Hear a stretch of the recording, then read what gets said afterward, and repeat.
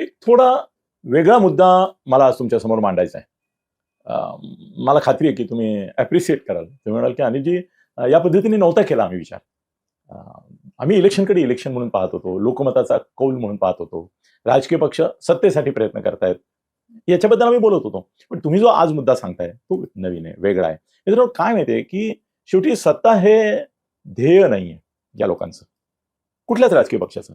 अमुक एक असं नाही. आता महाराष्ट्रामध्ये प्रमुख पक्ष महायुतीमध्ये आहे, उभाठा आपला महाआघाडीमध्ये उभाठा आहे, शरद पवारांचा पक्ष आहे, काँग्रेस आहे, आंबेडकर आहेत की नाही काही सांगता येत नाही. ताळ्यात-मळ्यात असतं त्यांचं आणि शेवटी ते स्वतंत्रच लढतात. इकडे महायुतीमध्ये आपल्या एकनाथजींची, शिंदेची शिवसेना आहे, त्यानंतर भाजप आहे आणि अर्थातच अजितदादांची एन-सी-पी पण आहे आणि नाही असं दोन्ही आहे. म्हणजे काही ठिकाणी आहे, काही ठिकाणी नाही असं आहे. त्यांचं एक अजितदादांचं गंमतच आहे. पॉलिटिकल फ्लर्टिंग पॉलिटिकल फ्लर्टिंग असा एक नवा प्रकार त्यांनी सुरू केलेला आहे. त्याला मी पॉलिटिकल फ्लर्टिंग म्हणतो अजितदादांच्या त्या सगळ्या प्रकाराला. पण शरद पवारांनी वेळोवेळी जो केलेला आहे तो नुसता फ्लर्टिंगचा प्रकार नाही, तो पॉलिटिकल व्यभिचार आहे. जाता जाता एक मुद्दा माझ्या मनात आला म्हणून तो तुमच्याशी बोललो. कसं आहे माहिती आहे की हे साध्य आहे, साधन आहे. सॉरी, सत्ता हे साधन आहे. पण ते साधन आहे तर कशाचं आहे? मला असं वाटतं की आज मी फक्त एवढ्यापुरतीच तुलना करतोय की ठाकरे ब्रदर्स, माझं म्हणणं असं की ठाकरेंचा मनसे आणि उबाठा हे राजकीय पक्ष कमी आहेत आणि प्रायव्हेट लिमिटेड कंपनी जशी असावी कॉर्पोरेट तशा प्रकारे जास्त आहेत. आणि कुठल्याही कॉर्पोरेटचा मूळ एक जो ध्येय उद्देश असतं ते काय असतं? Profit making. कळलं का तुम्हाला? मी का ठाकरे ब्रदर्स प्रायव्हेट लिमिटेड असा शब्द वापरला माझ्या टायटलमध्ये? त्याचं कारण असं आहे की दोन्ही ठाकरे बंधू आतापर्यंत राज ठाकरे यांना सत्ता तशी मिळालीच नाही. त्यामुळे त्यांचं प्रॉफिट मेकिंग हे प्रायव्हेट एंटरप्रिनरशिप सारखं चाललं. म्हणजे बडे-बडे बिल्डर आहेत, बडे उद्योगपती आहेत. यांची मदत असा शब्द आपण वापरू, निवडणूक निधी असा शब्द वापरू. पण शेवटी उद्धव ठाकरेंची आता जी सत्ता होती ती त्यांनी साधन म्हणून वापरली, ती प्रॉफिट मेकिंग करता वापरली. आणि तो हजारो करोड रुपयांचा प्रॉफिट त्यांच्या नजरेसमोर होता आणि त्यांनी तो मिळवला. म्हणजे परत असं आहे की त्या मानाने त्यांची इन्व्हेस्टमेंट कमी आहे.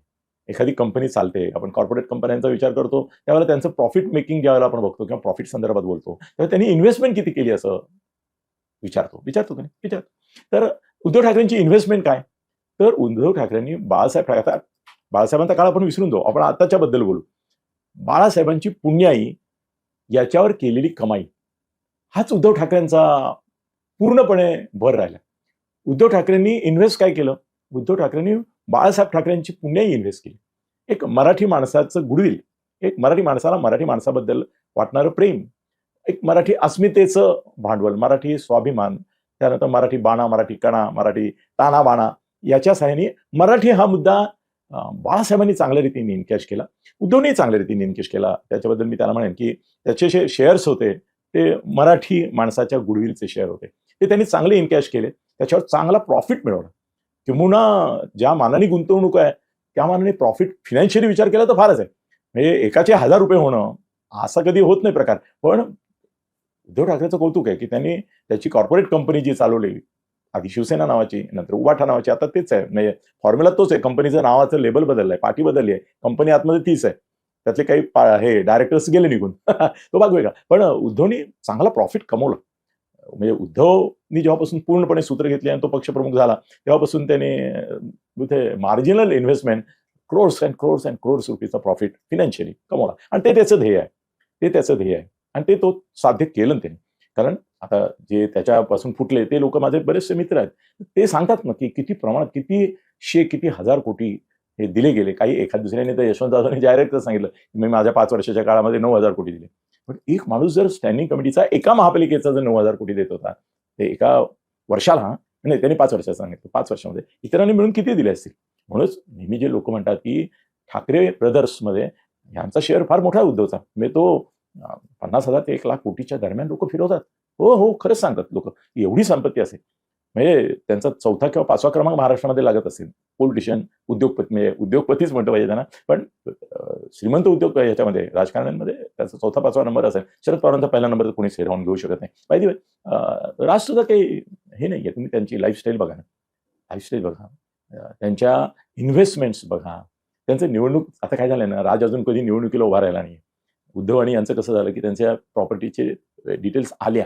अमितच्या निमित्ताने थोड्या आल्या, पण अमित स्वतंत्र आहे, तो 18 वर्षावरचा आहे, त्यामुळे त्याला राज ठाकरेंच्या प्रॉपर्टीज रिव्हील करायला लागल्या नाही. पण राज ठाकरेंच्या प्रॉपर्टीज कमी नाही आहेत, पण उद्धवच्या तुलनेत 10% आहेत.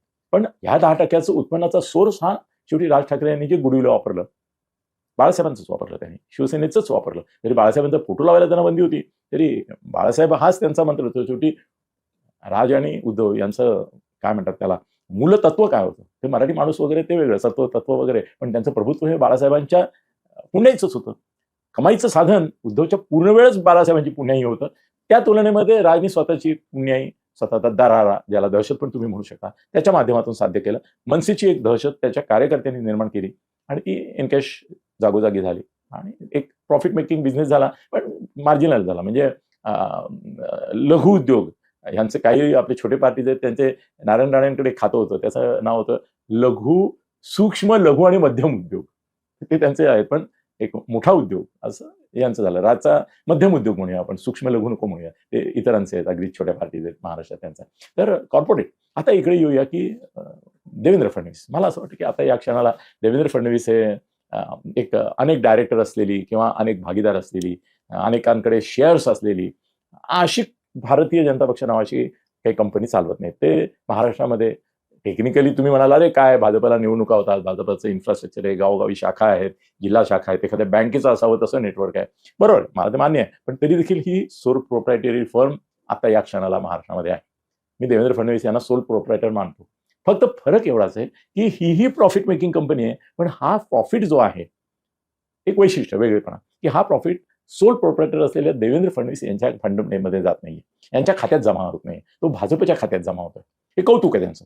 त्यांचं वेगळेपण हे आहे की ते पण कॉर्पोरेट वृत्तीनेच पक्ष चालवतात. ते आपल्या समोर जे आहेत ते सगळं आपलं, आपण बॉस आहोत, हा कर्मचारी वर्ग आहे आपला, अशाच पद्धतीने पक्ष चालवतात. पण त्यांचं प्रॉफिट मेकिंग जे काय आहे तेही मोठं आहे, पण जे काय आहे ते खात्यात जमा होतं ते पक्षाच्या. म्हणून एक त्याला आपण त्यांना काय म्हणतात, टॅक्स फ्री करूया. हा टॅक्स कसला आहे, हा जबाबदारी टाकण्याचा, टॅक्स फ्री करूया. तर तुमच्या लक्षात आलं का की महाराष्ट्रामध्ये लघु, सूक्ष्म, मध्यम उद्योग अनेक पार्टी चालवतात आणि त्या प्रकारच्या कंपन्या आहेत त्यांच्या.